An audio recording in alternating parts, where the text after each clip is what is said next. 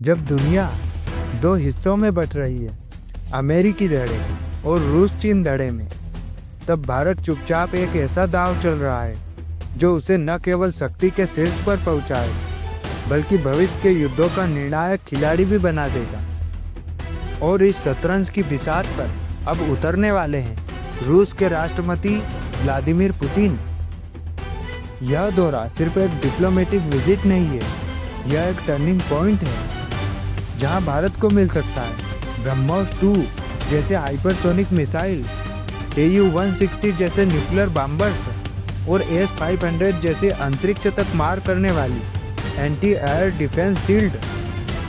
तो चलिए जानते हैं कि भारत को पुतिन क्या क्या सौगात देने वाले हैं और कैसे ये डील से भारत को अगला महाशक्ति बनाएगी। ब्रह्मोस 2 हाइपरसोनिक महाअस्त्र।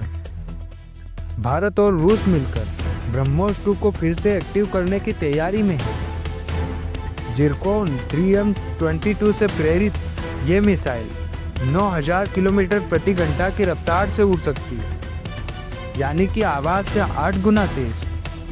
1500 किलोमीटर की रेंज, स्क्रैमजेट इंजन और सुपर मैन्यूरेबिलिटी के साथ अनडिटेक्टेबल किलर LOC से लेकर इंडो पैसिफिक तक यह मिसाइल भारत के स्ट्राइकिंग पावर को बदल देगी। जहां दुश्मन का रडार खत्म होता है, वहीं से ब्रह्मोस 2 की तबाही शुरू होती है।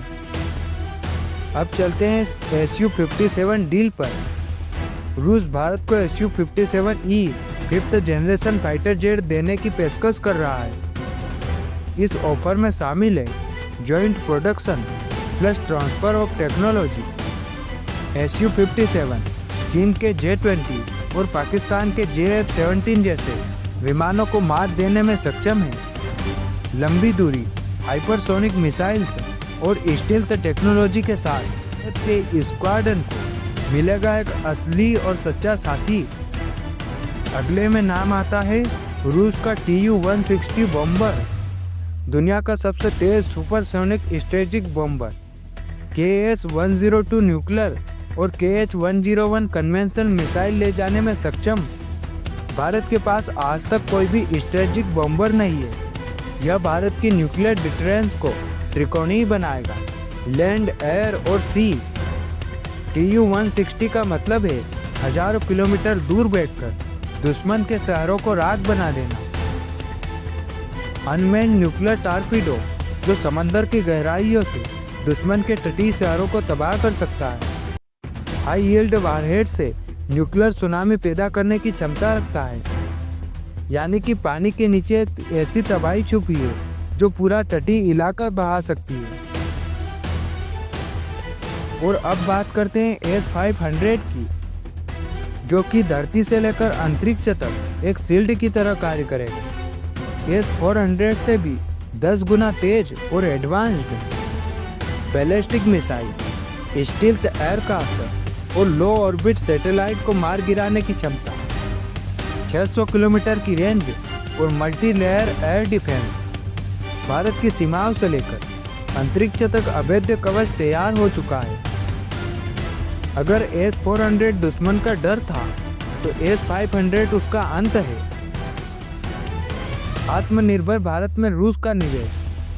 AK-203 प्रोजेक्ट अमेठी में चल रहा है, मेक इन इंडिया का, जो कि प्रतीक है। कई नई बंदूकें और आर्टिलरी सिस्टम्स का जॉइंट प्रोडक्शन अभी प्रस्तावित है।